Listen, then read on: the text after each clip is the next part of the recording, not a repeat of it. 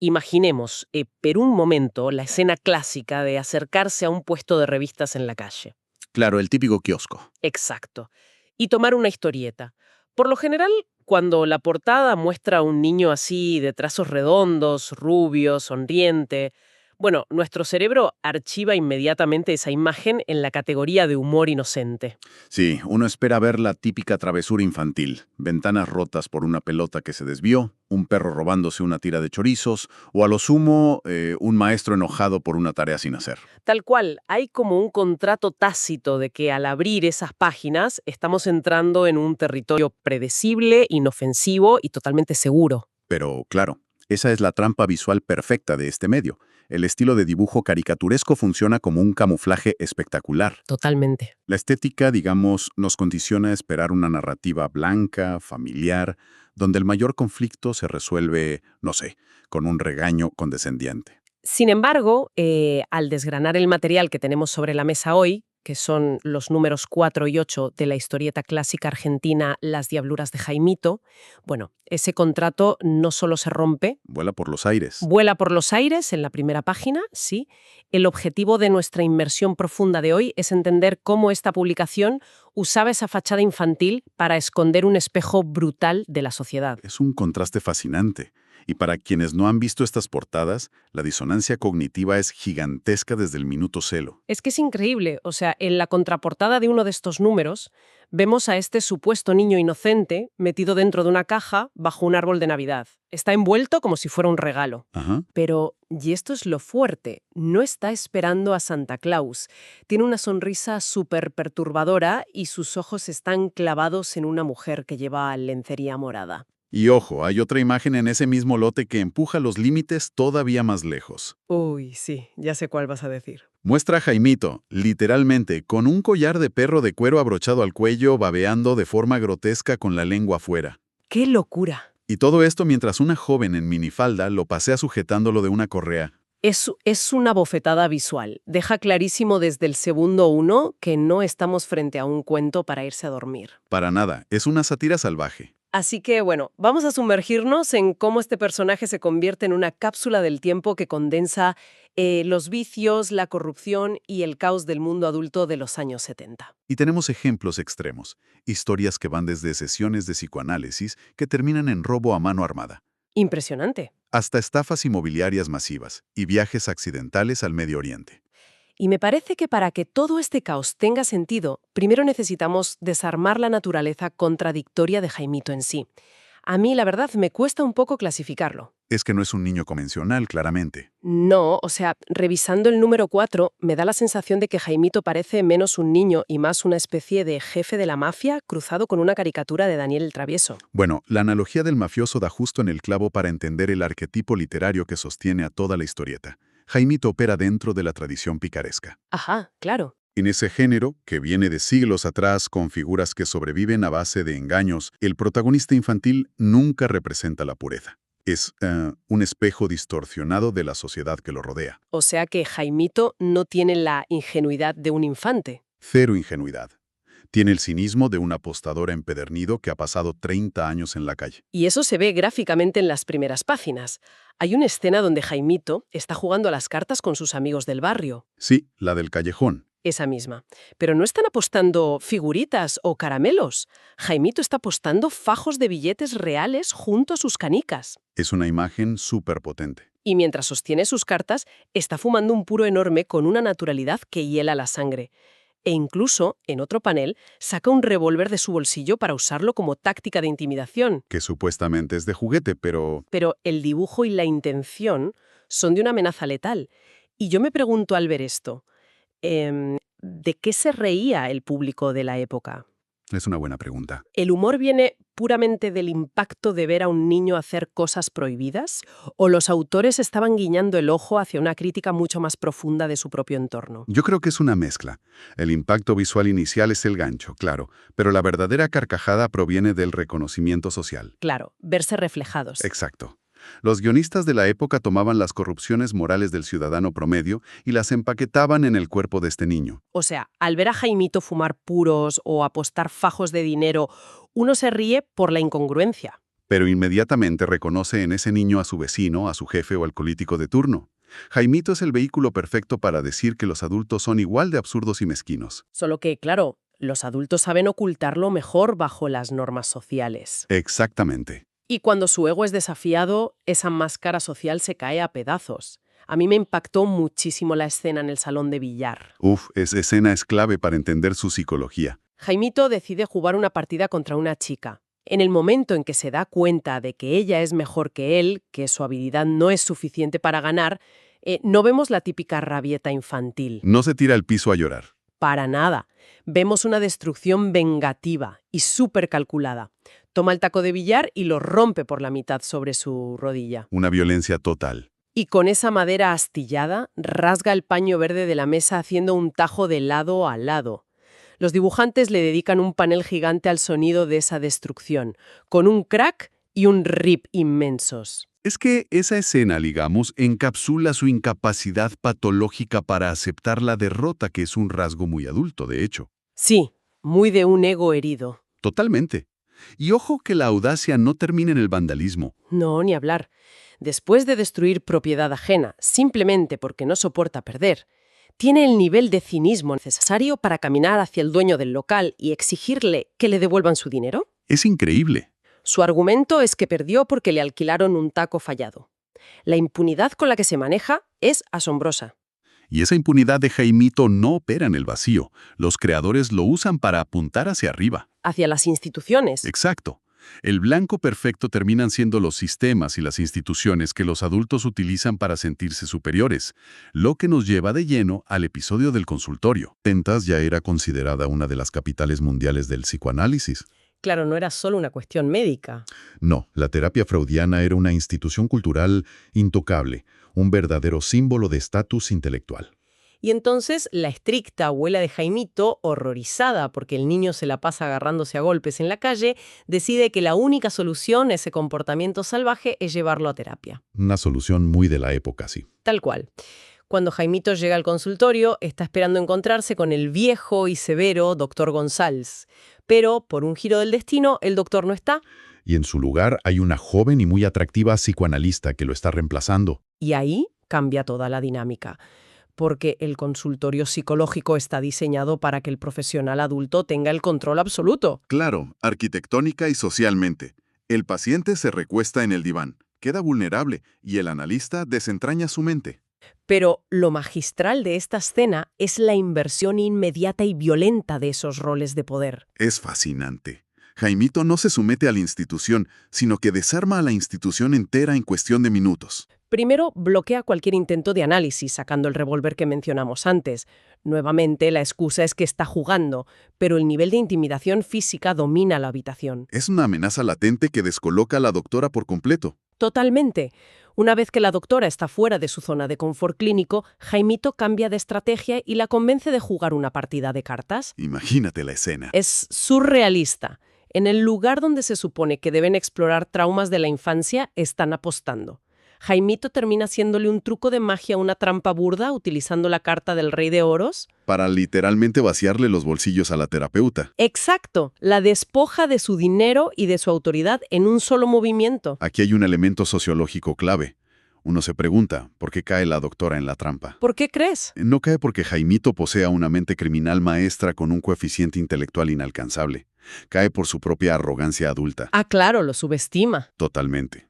Ella subestima al niño por su apariencia y sobreestima su propio control de la situación debido a su título profesional. La moraleja subterránea de la historieta entonces es que las instituciones son frágiles y moralmente ambiguas. Sí, y que los adultos que las dirigen son tan corruptibles como al niño al que intentan arreglar. Lo cual se amplifica a una escala gigantesca en el número 8. Porque si en el número 4 vimos caer al establishment intelectual, en el número 8 vemos la demolición de la codicia financiera. A través de la especulación inmobiliaria, nada menos. Exacto. La trama arranca con el tío de Jaimito, que es dueño de unos lotes de tierra en la zona de Berazategui, en las afueras de Buenos Aires. Y la historieta deja claro que esto no es precisamente un terreno prometedor. Para nada.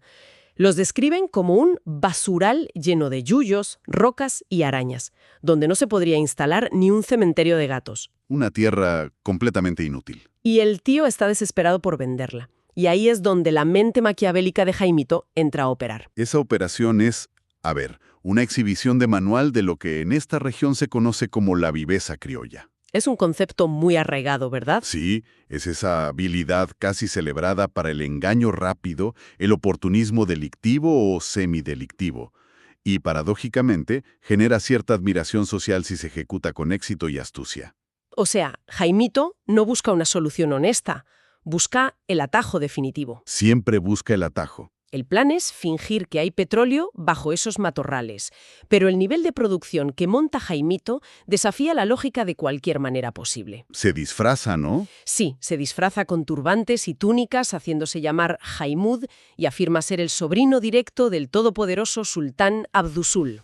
Es un delirio. Y de alguna forma, que jamás se explica en el cómic, consigue alquilar un camello real y lo pasea por Berazategui. Un camello en el medio de un basural bonaerense. Mientras cabalga por el basural, va tirando baldes de aceite de motor quemado sobre la tierra para simular que el oro negro está brotando del suelo. Es ridículo. Es un disparate, sí. Pero es un disparate que funciona como un reloj suizo gracias al segundo ingrediente de la viveza. Que sería la avaricia del otro lado de la mesa. Exactamente.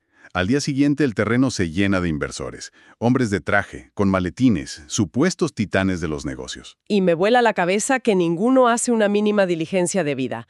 Nadie pide un estudio geológico ni nada. Ven a un niño disfrazado de árabe derramando aceite quemado y sus ojos se transforman en símbolos de dólar. Es que la ceguera de esos hombres de negocios es el núcleo de la sátira ahí. Claro, la fiebre del oro apaga cualquier rastro de pensamiento racional. La desesperación por no quedarse fuera de la oportunidad del siglo los lleva a pelearse entre ellos. Y terminan pagando la suma astronómica de 110 millones por un pedazo de tierra que no sirve para nada. La burla al oportunismo económico es totalmente descarada. Demuestra que, bajo la pátina de seriedad corporativa, los adultos operan con la misma irracionalidad que un niño impulsivo. Al final del día le entregan millones a un tipo que llegó en camello un día antes. Pero aquí es donde entra mi gran duda narrativa al leer estos cómics. A ver, contame. Tenemos a un niño que asalta psicológicamente a una terapeuta y que ejecuta estafas inmobiliarias millonarias. Las ramificaciones legales y lógicas de esto son gigantescas. Claro, no hay forma realista de salir de eso. Exacto. Jaimito y su tío no pueden simplemente depositar los 110 millones en el banco y sentarse a tomar mate.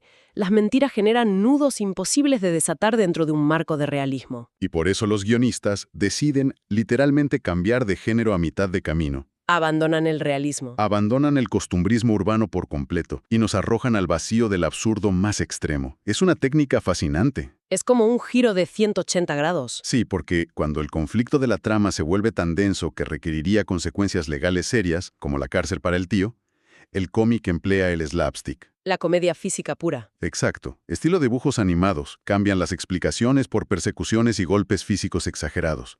Funciona como una válvula de escape para no lidiar con las repercusiones de los actos de Jaimito. Lo vi muy claro en el desenlace del número 4. Después de que se descubren todas las trampas de Jaimito en el barrio, él y su tío tienen que huir. Y deciden buscar refugio en el delta del Tigre. Sí, esta zona de ríos e islas cerca de la ciudad. Uno podría imaginarse que van a pasar unos días escondidos en una cabaña tranquila. Pero en el instante en que pisan un bote, las leyes de la física desaparecen. El delta del Tigre deja de ser un lugar geográfico real y se transforma en un paisaje anárquico. Un telón de fondo para que la hiperactividad de Jaimito arrase con todo. Jaimito asume el control del bote a remo y esclaviza a su propio tío. Pobre tío, siempre termina sufriendo. Lo obliga a remar bajo un sol abrasador hasta el colapso absoluto, mientras Jaimito va cómodamente recostado en la popa, usando gafas de sol y gritándole órdenes como si fuera un emperador romano. Pero el caos escala súper rápido ahí. Se cruzan con un equipo femenino que está practicando remo deportivo. Jaimito saca un megáfono de la nada y empieza a gritarles instrucciones contradictorias, logrando que los botes colisionen. Arruina el entrenamiento en segundos. Minutos después, roba una lancha con motor fuera de borda, acelera al máximo y se cruza con unos esquiadores acuáticos, cortándoles las cuerdas de remolque. Es una locura visual. Las páginas finales son una ensalada de onomatopeyas gigantes. Todo es paf, crack, boom, cuerpos volando por el aire y botes hundiéndose. Y ojo, que ese festival de onomatopeyas gigantes cumple una función narrativa de borrón y cuenta nueva. Como reiniciar el sistema. Claro, no existe una lección moral al final del día. Nadie se sienta a reflexionar sobre el daño causado.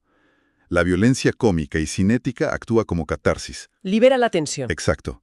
Libera la tensión acumulada por las estafas previas y limpia el tablero para el siguiente número de la revista. Esa transición de una comedia de enredos de barrio a una película de acción desquiciada es sorprendente. Pero si el escape al tigre parece un exceso, la huida al Medio Oriente en el número 8 requiere que suspendamos nuestra incredulidad por completo. Es que la estafa de los 110 millones exige una resolución de esa misma escala monumental. Claro, una turba iracunda de inversores engañados no se va a detener en los límites de la ciudad. Para nada.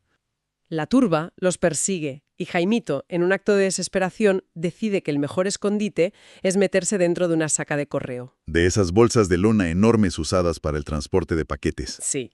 Y aquí el cómic rompe la barrera de la fantasía mal. Por un error burocrático ridículo, esa bolsa no es despachada a la oficina de la esquina, sino que vuela internacionalmente. Y termina siendo depositado directamente en el centro del palacio de un auténtico sultán en el Medio Oriente. Es inverosímil. Y aquí los autores utilizan un orientalismo extremo, lleno de estereotipos, ¿no?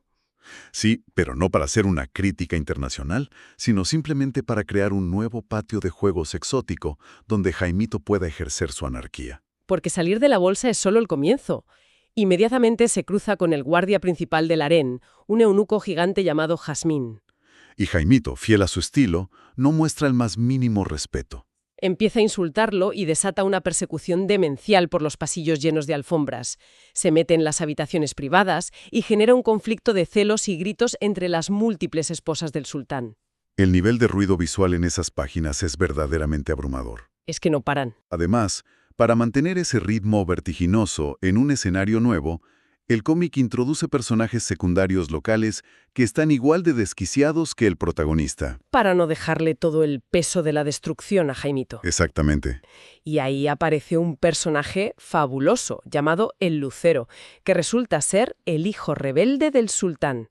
El diseño del personaje es genial, parece un rockero sacado de la escena musical de los 70. Con la guitarra y todo. Sí, paseándose con una guitarra colgada en la espalda, odiando los lujos y las reglas del palacio. Y este Lucero decide que quiere huir de su padre. Y necesita financiamiento, claro. Para financiar su nueva vida, roba la joya más valiosa del tesoro real, un diamante gigantesco. Se sube a una motocicleta dentro del palacio mismo y acelera hacia la libertad. Pero el plan fracasa estrepitosamente. A toda velocidad, se estrella de lleno contra los enormes portones de hierro del recinto. La vineta es espectacular, un boom gigante que ocupa casi media página. La moto destrozada y el capturado instantáneamente por los guardias. Y todo ese caos narrativo, todas esas subtramas disparatadas, convergen magistralmente hacia el clímax característico del absurdo total. Que es la necesidad de encerrar la entropía en un espacio pequeño para que explote de una vez por todas. Y la imagen final del número 8 nos entrega exactamente eso. Vemos un calabozo de piedra, oscuro y húmedo. Detrás de unas pesadas barras de hierro tenemos amontonados a Jaimito, a su pobre tío que nunca supo cómo alejarse a tiempo, y al príncipe rebelde. ¿Pero la tensión no radica en esperar un juicio del sultán? No, para nada. En el centro de la celda, junto a ellos, hay una enorme bomba esférica, redonda y negra, como las que usaría el coyote persiguiendo al correcaminos. La clásica bomba de mecha. Tiene un mecanismo de relojería adherido, y la viñeta final muestra números flotando ominosamente en el aire dentro de la mazmorra. 5, 4, 3, 2, 1 y se corta. La mecha está a milímetros de detonar. El cómic te arrintona visualmente en un lugar del que es matemáticamente imposible escapar con vida, y simplemente corta la historia ahí, forzando a quienes leen a imaginar la detonación. El uso de ese recurso, digamos dejar el conflicto en un acantilado narrativo, literal, a un segundo de la explosión, es la última declaración de principios de los guionistas. Como que se niegan a dar un cierre ordenado. Se niegan rotundamente a ofrecer una resolución pacífica o un aprendizaje moral. La metáfora es bastante cruda. A ver, ¿cuál sería? Literalmente, la autodestrucción total. ¡Qué fuerte! Juntando todas estas piezas, desde las trampas en la mesa de billar hasta la bomba en el Medio Oriente, queda claro que analizar estas páginas no es simplemente recordar viejos dibujos graciosos. No, en absoluto. Estábamos viendo una radiografía muy particular de su contexto histórico. Sirven como un documento antropológico involuntario, me parece. Totalmente.